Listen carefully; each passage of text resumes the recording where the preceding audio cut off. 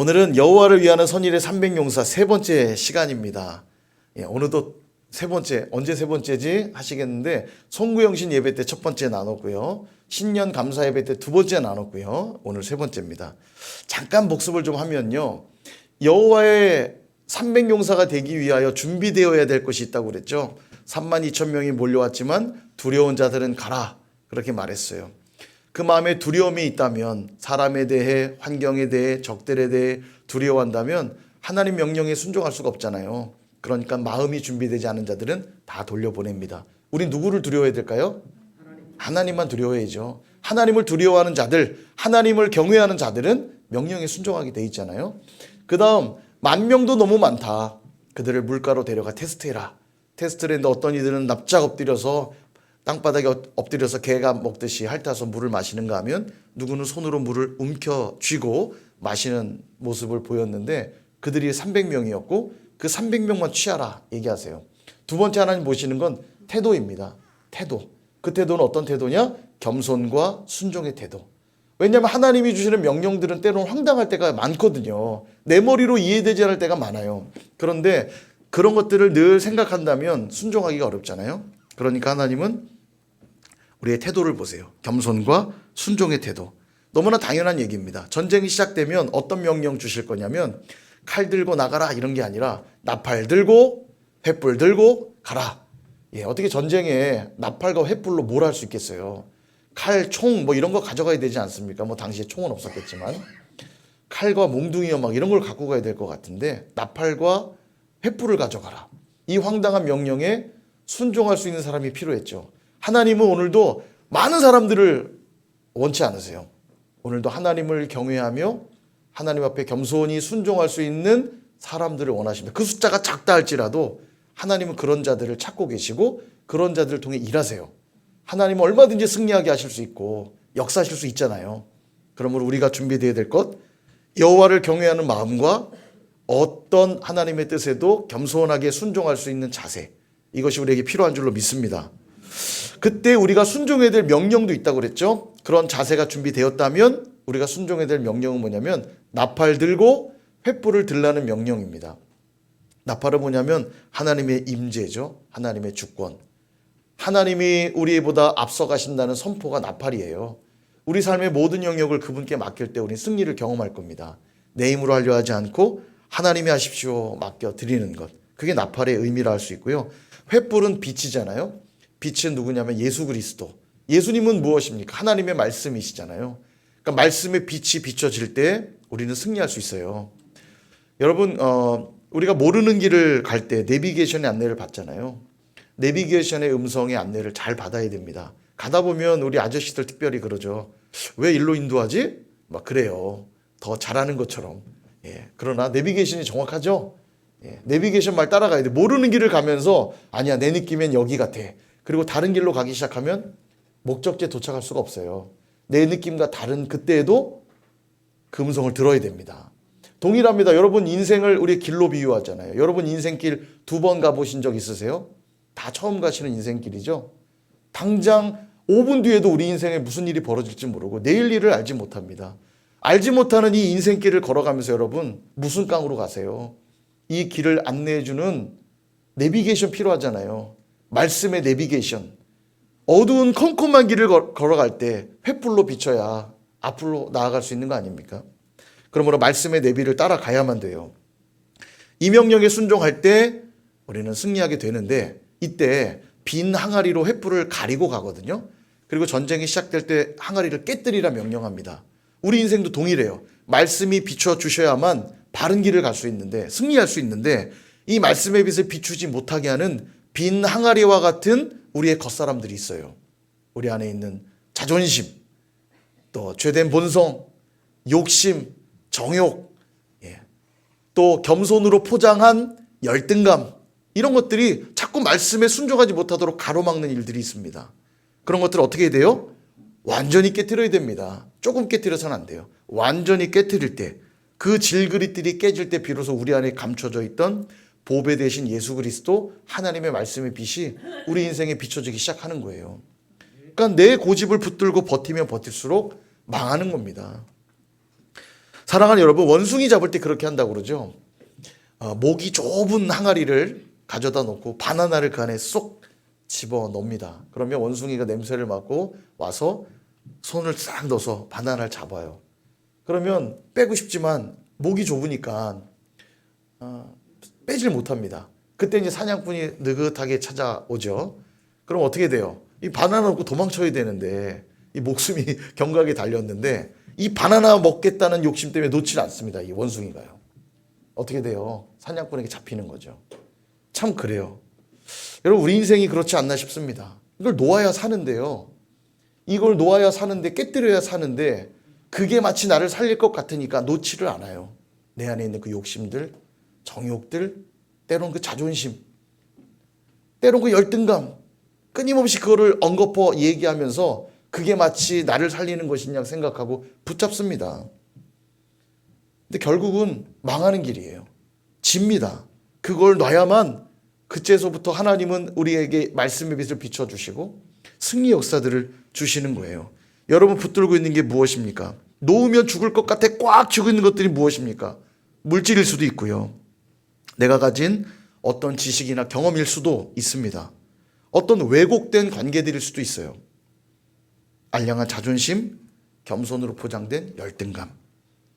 그게 나를 나타내 주는 것 같고 살려줄 것 같으니까 놓지 않는 거지만 반드시 이걸 놓아야 돼요. 말씀의 빛이 비춰질 수 있도록, 내가 하나님 말씀에 순종할 수 있도록 그것들을 과감히 깨뜨리셔야 돼요. 분명 말씀은 나를 살리는 말씀이고 내게 복 주시는 말씀인데도 그 말씀을 붙잡지 못하고 있다면 빨리 어리석음의 질그릇들을 다 깨뜨리셔야 돼요. 그럴 때 약속한 승리와 구원을 누리게 될 줄로 믿습니다. 올 한해 그렇게 살아가시기를 축원드립니다. 그런데 여러분, 이 선일의 300용사가 되자는 말의 의미를 한 번 더 짚어보면 앞서 이미 여러 번 말씀드렸지만 특별하게 선발됐다는 기분은 들지만 이 숫자가 승리를 위한 숫자는 분명 아닙니다. 용맹함이나 위대함 숫자 아니라고 그랬죠? 불가능의 숫자예요. 우리로서는 할 수 없다는 고백이 300의 고백입니다. 근데 선일의 300용사가 되자는 외침은 더 용맹해지고 더 위대해지자는 외침이 아니라 불가능을 인정하고 하나님만 의지하자는 요구이므로 우리가 해야 될 일은 하나님만 철저히 따르고 그분의 명령에 순종해야 돼요. 그래서 오늘 한 걸음 더 들어가 보려고 합니다.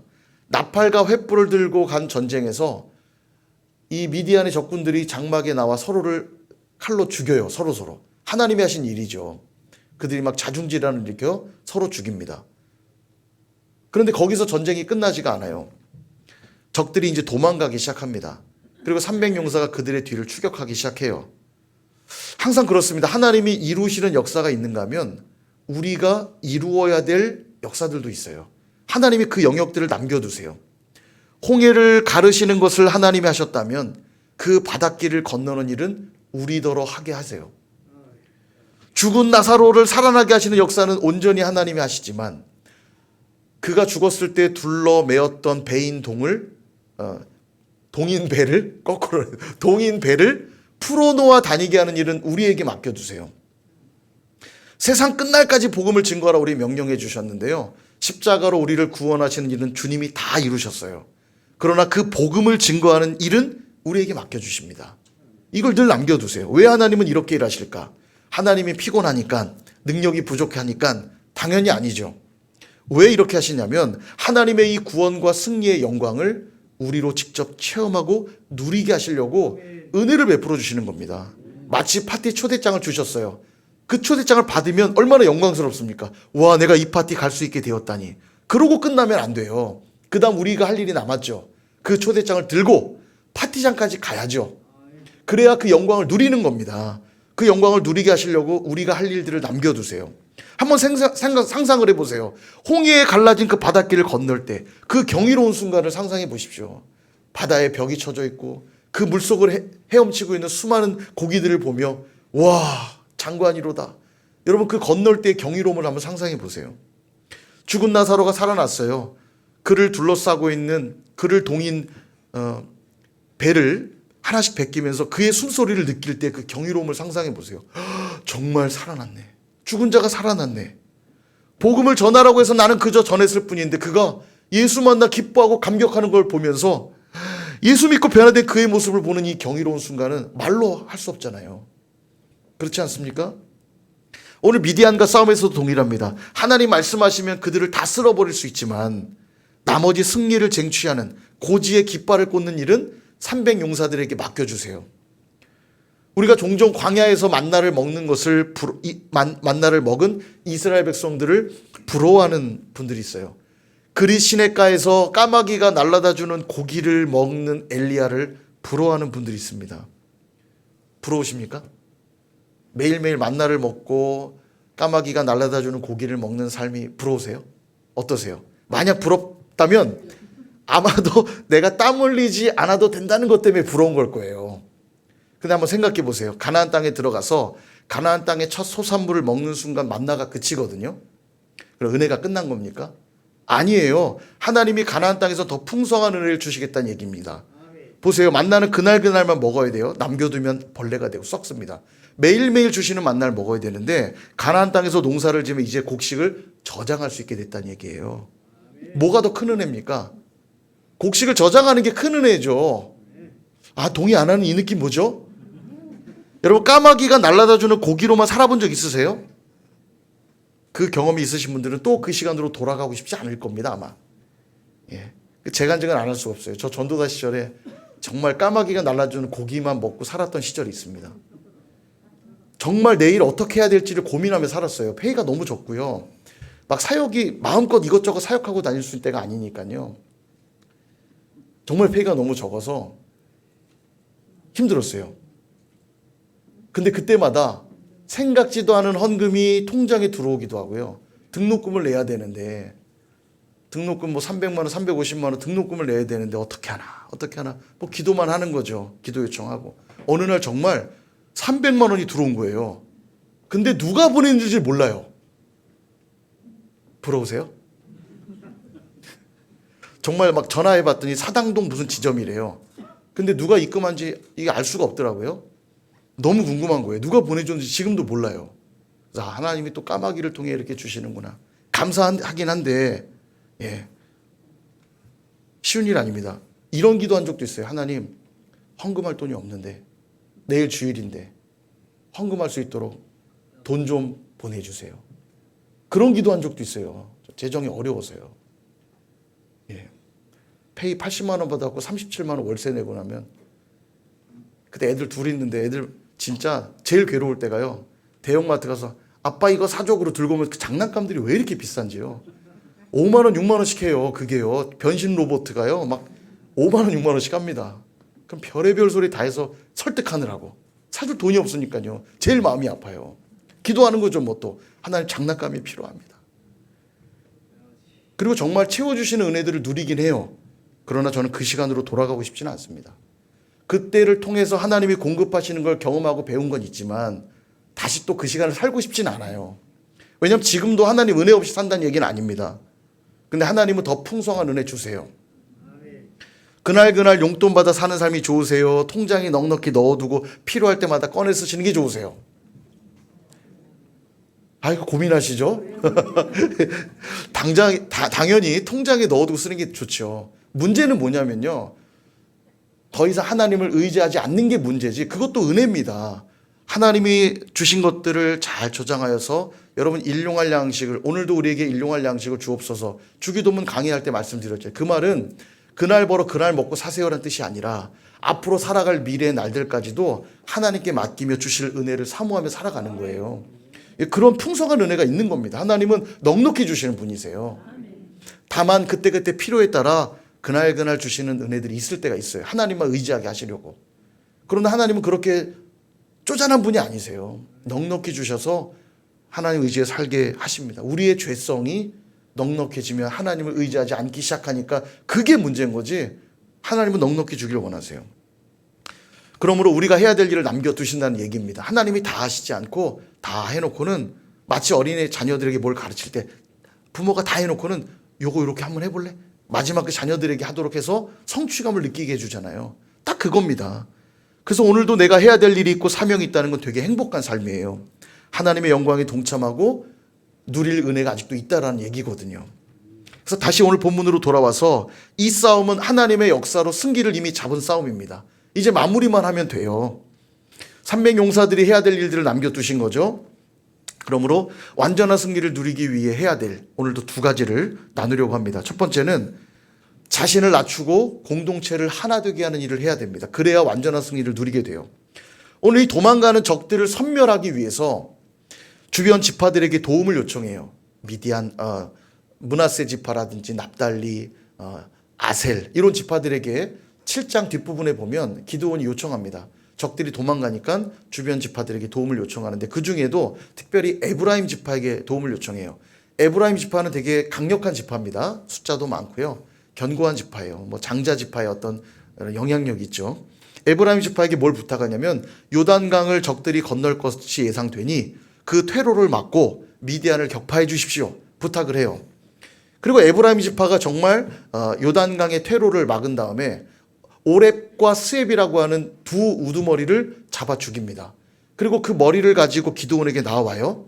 그리고는 기드온에게 이런 말을 합니다. 오늘 본문 1절에 보니까 이런 얘기를 해요.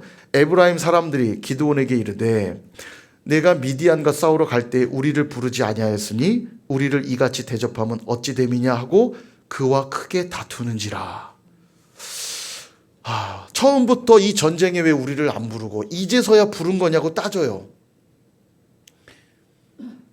여러분 미디안에게 지금 7년 정도 통치를 받고 있던 때입니다.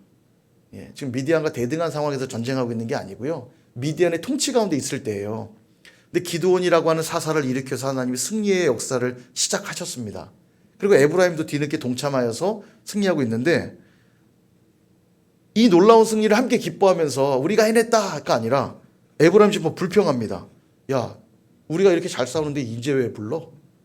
그리고 막 싸워요. 기드온하고. 지금 싸워야 될 대상이 누굽니까? 미디안이잖아요. 근데 에브라임 지파가 투덜거리고 있습니다. 아마도 이제 장자 지파로서 이 전쟁의 승리의 주도권을 갖고 싶었던 것 같아요. 그러고 보면 이 에브라임 지파의 이 투덜거리는 모습은 처음이 아닙니다. 여호수아가 땅을 분배할 때도요. 에브라임 지파는 땅을 받고는 나중에 지도를 보시면 아시겠지만 에브라임 지파 땅이 적지 않습니다. 근데도 에브라임 지파가 우리 왜 이렇게 땅이 작습니까? 막 불평해요. 땅 더 주세요. 그랬더니 여호수아가 뭐라고 하냐면 산에 올라가 개척해라. 개척하는 대로 다 너희에게 줄게. 그렇게 말합니다. 그때도 불평하고요. 이 기드온 사사 이야기 뒤에 나오는 입다 사사 이야기도 보면요. 입다 사사가 그 어려운 가운데 승리, 암몬과의 전쟁에서 승리로 이끌어내거든요. 근데 에브라임이 또 주도권을 잡고 싶었는지 와서는 야 전쟁에 왜 우리 안 불렀어? 가만 안 둬 너? 막 이렇게 따져요. 그러니까 입다가 화가 나가지고 에브라임 사람들을 싹 죽이죠. 죽일 때 어떻게 죽이냐면 요단강 나루터에서 딱 시킵니다. 이 에브라임 사람들은 쉿볼렛을 시키면 쉿볼렛 발음을 못하니 쉿볼렛을 시켜서 쉿볼렛이라고 정확히 대답하면 보내주고 쉿볼렛이라고 발음하면 죽이라는 거예요. 아마도 이제 우리 경상도 사람들 쌀 하면 살 그러잖아요. 그들 에브라임 사람도 그 사투리가 이게 쉿볼렛이 발음이 안 됐던 것 같아요. 그러니까 그것으로 에브라임 사람들을 구별해서 죽이라는 겁니다. 그런 일들이 있었어요. 아까 누구한테 일부 때 시켰더니 경상도인데 쌀 잘하시더라고요. 예전에 제가 봤는데 쌀 시키니까 살 이거 잘 안 돼. 분명히 그 쌀 했더니 살 이렇게 하시더라고요. 여하튼 그렇게 해서 또 에브라임 사람들이 죽는 일들도 있었고요. 뿐만 아니라 남유다와 북이스라엘로 갈라질 때도 10개 지파를 이끌고 올라가 북이스라엘을 세웠던 지파도 에브라임이에요. 그러니까 에브라임이 좀 고질병 같아요. 자꾸 주도권을 가지려고 하고 자기를 드러내려 하는 모습들. 여러분 우리에게도 꼭 그런 분들이 있어요. 잘된 일을 가지고 함께 기뻐하면 좋은데 그 잘한 걸 자꾸 깎아내리는 사람들이 있고요. 열심히 수고한 사람들을 향해 수고했다, 고맙다, 격려해주면 참 좋을 텐데 자꾸 끌어내리고 비난하는 자들이 있어요. 참 안타까운 일이죠. 그까짓 거 뭐 나도 한다. 별거 없네. 내가 하면 더 잘할 수 있어. 이런 분들이 있어요. 이런 공동체 발전이 있을까요, 없을까요? 당연히 없죠. 발전은커녕 분열이 시작될 것이고요. 그 공동체는 금방 무너지고 말 것입니다. 지금도 북한의 무인기가 넘어와서 서울과 수도권 상공을 날아다닌다고 난리인데 누구랑 싸우고 있습니까? 정치권에 자기들끼리 싸워요. 뭐 너 북한의 주적이 아니냐? 북한과 내통하고 있는 거 아니냐? 정말 보면서 제가 막 답답해요. 지금 북한의 적기가 막 들어왔다 나갔다 하고 있는데 여당 야당끼리 막 싸우고 있는 겁니다. 너 북한하고 내통했지 이러면서. 세상에 서로 비난만 해서 어떻게 하나로 힘을 모으겠습니까? 이때 기드온이 어떻게 반응하는가? 2절과 3절을 보시겠습니까? 기드온이 그들에게 이르되, 에브라임에게 말하는 거예요. 내가 이제 행한 일이 너희가 한 것에 비교되겠느냐? 에브라임의 끈물 포도가 아비에셀의 만물 포도보다 낫지 아니하냐? 이런 말이에요. 너희들이 이때 와서 오렙과 스웹을 잡아 죽인 이 일이 내가 앞에서 했던 것보다 훨씬 더 훌륭한 일이야. 너희들이 한 일이 훨씬 대단해. 에브라임에서 나온 그 끈물 포도, 마지막에 나온 그 포도가 처음부터 나온 아비에셀이 그 기드온의 집안이거든요. 우리 집안에 만들어진 이 만물 포도보다도 훨씬 맛있고 좋지 않냐. 예, 에브라임을 세워주고 있어요. 칭찬해주고 있습니다. 3절, 하나님이 미디안의 방백 오렙과 스웹을 너희 손에 넘겨주셨으니 내가 한 일이 어찌 능히 너희가 한 일과 비교될 수 있겠냐. 여러분, 기드온이 한 일이 대단합니까? 에브라임이 한 일이 대단합니까? 당연히 기드온이 한 일이 누가 봐도 대단하죠. 근데 기드온은 그걸 내세우지 않아요. 내가 앞에 했던 일들이 너희들이 한 일에 비하면 아무것도 아니야. 너희들이 정말 이거 해주지 않았으면 이 승리는 어려운 일이야. 정말 고마워. 정말 잘했어. 수고했어. 정말 너무 든든해 너 때문에. 이 말 해주고 있는 겁니다. 에브라임을 달래며 지켜 세워줘요. 얼마나 귀합니까? 여러분, 이런 공동체가 하나 되는 것이야말로 진정한 승리의 모습이에요.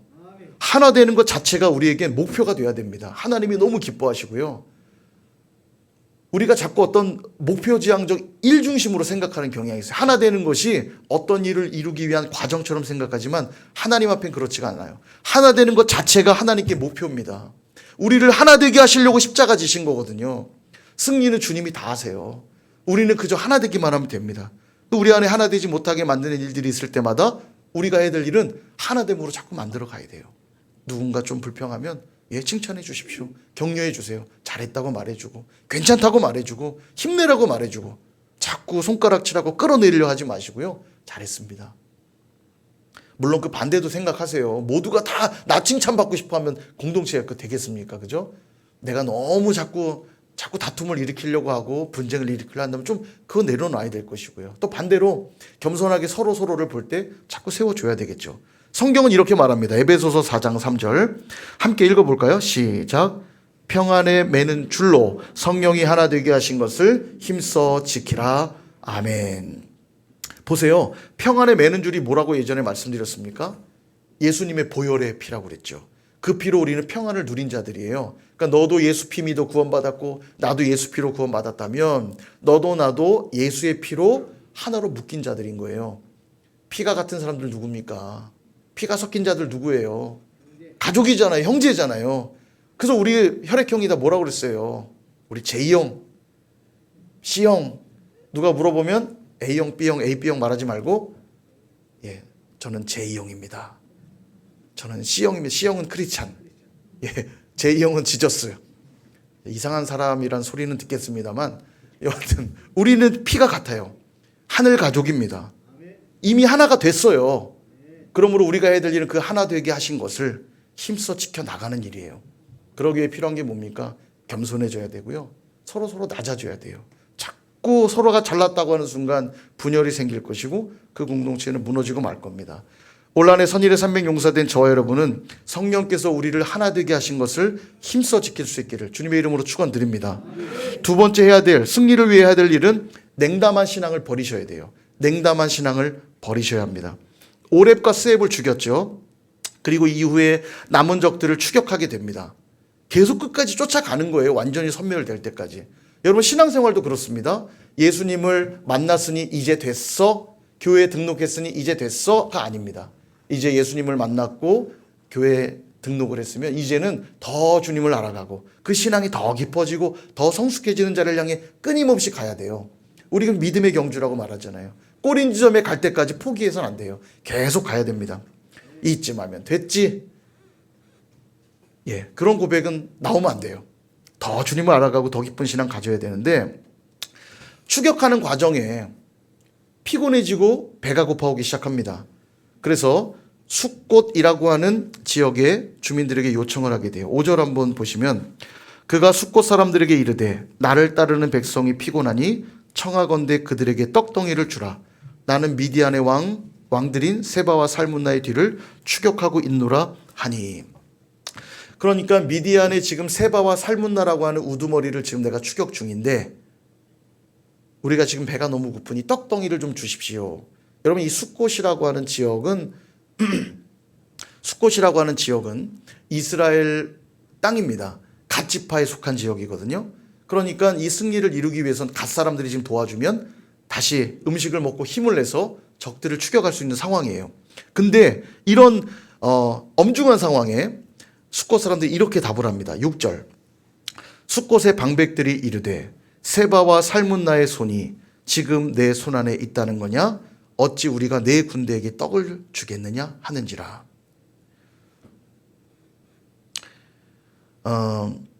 이 무슨 얘기냐면요.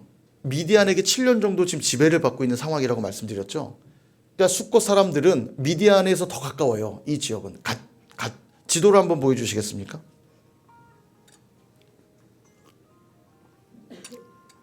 예, 다음. 자, 보시면 이스라엘 평야라고 보이시죠? 저기서 기드온의 300용사가 미디안의 13만 5천과 전쟁을 한 거예요. 이스라엘 평야에서 전쟁을 했는데 저들이 자중질환을 일으키고 도망가기 시작합니다. 요단강 쪽으로요. 다음. 요단강 쪽으로 저기 도망을 가서 건널 때 아까 에브라임이 오렙과 스앱을 잡아 죽였다고 그랬죠. 그리고도 남은 자들이 요단을 건너 저기 숫곳, 다음 숫곳이란 지역과 분우엘이라는 지역으로 도망을 가고 있는 상황이에요. 그러니까 추격을 계속 하긴 해야겠는데 너무 많이 피곤하고 배가 고프니까 숫곳에 있는 사람들에게 떡을 좀 달라고 부탁한 거예요. 근데 보시다시피 지금 숫곳이나 분우엘, 이 갓지파에 속한 저 땅은 미디안에서 좀 더 가깝습니다. 그러니까 미디안의 영향력 아래 계속 있었던 미디안에 어쩌면 고통받던 지역이죠. 그러니까 세바와 살문나를 멸하기 위해서 쫓아가는 저 군대를 돕기 위해 떡을 주면 나중에 혹시 이기면 다행인데 혹시 지게 되면 박살 나는 거죠. 이게 그때 너 떡 줬지, 너 일로 와. 예, 박살 나는 거예요. 계산을 해보니 세바와 살문나 굉장히 강력한 사람들인데 이 미디안 사람들이 야 이거 아무래도 안 되겠다. 주파나를 튕겨보는 겁니다. 이거 우리에게 이득이 없겠다. 기드온에게 떡 줬다가 나중에 우리 망할 수도 있겠다. 그래서 뭐라고 답을 했냐? 떡 주지 않겠다고 답하고 있는 거예요. 아직 세바와 살문나 잡은 것도 아닌데 우리가 뭘 믿고 너희들에게 떡 주겠냐 이런 말이에요. 그랬더니 7절에 기드온이 이렇게 말합니다. 기드온이 이르되 그러면 여호와께서 세바와 살문나를 내 손에 넘겨주신 후에 내가 들가시와 찔레로 너희 살을 찢으리라. 그렇게 말해요. 숫곳만이 아니라 숫곳을 지나 그 다음 분우엘이라는 지역을 통과했다고 그랬죠. 분우엘 주민들에게도 요청해요. 우리에게 떡을 좀 달라. 그랬더니 그곳 사람들도 똑같이 답을 합니다. 못 준다는 거죠. 그들도 주판을 튕긴 거예요. 기드온 도왔다가 미디안에게 박살나면 어떡하지? 떡을 안 줘요. 그러자 기드온이 또 말합니다. 9절. 기드온이 또 분우엘 사람들에게 말하여 이르되 내가 평안히 돌아올 때에 이 망대를 헐리라. 그리고 전쟁을 정말 승리로 마친 이후에 기드온은 돌아와서 숫곳과 분우엘 사람들을 징벌하고 그들을 죽입니다. 심판하는 처방을 내리게 돼요. 여러분 이 숫곳과 분우엘의 모습은 철저하게 이기적이고 기회주의적인 모습을 보여줍니다. 그런 자들에게는요 하나님이 지금 어떻게 일하고 계시고 하나님이 어디에 관심을 가지고 계신지는 하나도 중요하지가 않아요. 뭐만 중요하냐? 나의 안위, 나의 편안함, 나의 즐거움, 나의 유익만 중요해요. 신앙생활의 목적이 그 이상도 이하도 아닐 때 그저 내가 잘 먹고 잘 살면 그만이지. 하나님의 일하심과 하나님의 관심엔 안중에도 없는 그 모습이 바로 냉담한 신앙의 모습이라는 거예요. 굉장한 심각한 문제가 발생합니다. 그 결론은 기드온이 보여준 것처럼 심판밖에 없어요. 왜 심판밖에 없는가? 거기 어디에도 십자가의 사랑과 희생이 없잖아요. 여러분 십자가로만 구원받는다는 사실 믿으십니까? 예수 그리스도의 십자가로 여러분 구원받으셨습니까? 예. 그 십자가의 사랑으로 구원받았다는 사실을 믿으면서 어떻게 나의 신앙은 이기적이고 기회주의적일 수가 있죠? 주님은 하늘 보좌를 다 버리고 이 땅에 오셔서 철저하게 나를 위해 모든 걸 다 내어놓는 이타적이고 헌신적인 사랑으로 나를 구원해 주셨는데 내가 그 사랑을 입었다고 말하면서 어떻게 나는 그 신앙을 이어간다 말하면서 나밖에 생각할 줄 모르고 내 욕심과 내 안위만 생각하며 살아갈 수 있냐고요. 그러니 그들에게는 십자가의 은혜가 적용될 수가 없는 겁니다. 십자가의 은혜를 안다면 그렇게 살 수 없는 거죠. 사랑하는 여러분, 우리가 요한복음 묵상 중이잖아요. 예수님이 왜 오셨죠? 성령으로 세례를 주러 오셨대요. 예수님을 믿어 구원받았다는 말은 우리 안에 성령의 세례를 받았다는 얘기입니다. 성령이 우리 안에 계신다는 거예요. 성령의 사람이 되었다는 것입니다. 성령의 사람이 되면 삶의 모습이 달라져요. 이전에는 내 생각만 고집하고 완고하고 교만했는데 성령이 내 마음을 만지시기 때문에 내 안에 있는 돌 같은 마음들이 다 깨어지고 부드럽고 겸손한 사람이 돼요. 이전에는 순종하지 못했는데 성령의 사람이 되고 나서부터는 기쁨으로 순종하게 되고요. 이전에 무척 거칠었는데 성령의 사람이 되고 나선 온유한 사람으로 바뀌어지게 됩니다. 뿐만 아니라 성령이 하시는 중요한 또 한 가지가 뭐냐면 아까 앞에서 보셨죠? 성령이 하나 되게 하신 것. 성령은 우리를 하나 되게 하세요. 예수 그리스도의 그 보혈로 우리를 하나 되게 만드십니다. 그러니까 성령의 사람은 반드시 뭘 하게 돼 있냐면 하나됨을 지켜나가게 돼 있어요. 주님이 그것 때문에 십자가 지신 걸 내가 알거든요. 내가 그 십자가의 은혜를 저버릴 수 없거든요. 미운 사람 있어요. 마음에 안 드는 사람 있어요. 에휴, 저 꼴배기 싫어. 그냥 확 나가버려라. 그냥. 할 수가 없다고요. 그 영혼도 주님이 그 영혼도 사랑해서 십자가를 지셨는데 내까지 게 뭐라고 그 영혼을 공동체에서 나가버려라. 사라져버려라. 말할 수 있냐고요. 그는 성령의 사람이 아니라는 거예요. 성령의 사람이라면 두 가지를 반드시 하게 되어 있습니다. 하나됨을 힘써 지키게 되어 있고요. 냉담한 신앙 버리게 되어 있어요. 나의 이익과 나의 유익만 생각하며 하기 싫어, 귀찮아, 짜증나. 내가 왜 그런 희생해야 돼? 말할 수 없어요. 어떻게 주님이 나를 위해 다 쏟아부은 사랑을 알면서 나는 받아 누릴 생각만 하냐고요. 불가능하다는 겁니다. 히브리서 묵상할 때도 우리 말씀 봤잖아요. 히브리서 12장 15절 역시 같이 한번 읽어볼까요? 시작. 너희는 하나님의 은혜에 이르지 못하는 자가 없도록 하고 또 쓴뿌리가 나서 괴롭게 하여 많은 사람이 이로 말미암아 더럽게 되지 않게 하며. 아멘. 하나님 은혜에 이르기 위해 두 가지를 꼭 해야 됩니다. 하나는 그 은혜에 이르지 못하는 자가 없도록 하래요. 품으란 얘기입니다. 공동체의 이 은혜의 현장에서 떠나지 않도록 품으란 얘기예요. 우리라는 이름으로 자꾸 벽을 치고 내 사람 세워가지고 자꾸 사람들 밀어내지 말고 더 많은 사람들 자꾸 끌어안으란 얘기예요. 하나님 은혜 받을 수 있도록. 상처 있죠. 아픔 있죠. 어려움 있죠. 안아주란 얘기예요. 못난 모습 있죠. 단점 있죠. 안아주란 얘기입니다. 또 하나는 뭐냐면 쓴뿌리가 우리를 더럽게 하기 때문에 쓴뿌리는 제거하라고 말씀하세요.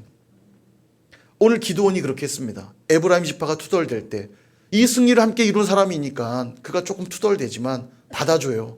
그래, 네가 한 게 나보다 더 훌륭한 거 맞아. 고마워. 네가 없었으면 이 승리는 불가능했던 거야. 고마워. 앞으로도 우리 함께 하자. 품어주죠. 은혜에 이룰 수 있도록 에브라임 지파를 품어줍니다. 때로는 그 일이 귀찮아질 때도 있을 거예요. 불편할 때도 있을 겁니다. 때로는 내 자존심도 내려놓아야 되겠지만 그렇게 품어낼 때 나는 물론이요 그도 하나님의 은혜에 이룰 수 있게 되는 겁니다. 또 하나는 뭐냐면 기드온이 했잖아요.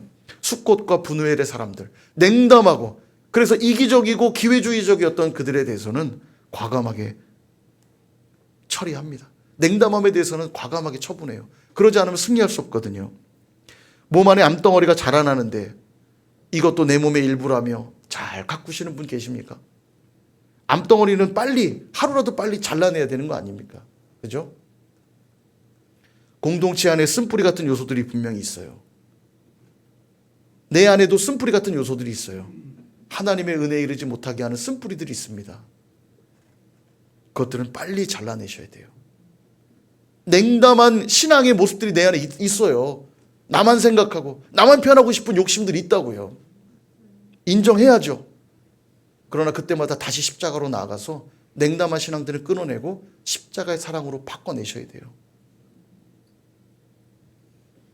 오늘 승리를 위해 주신 이 두 가지를 꼭 기억하시기를 바랍니다. 연약한 지체들은 품어주십시오. 안아주십시오.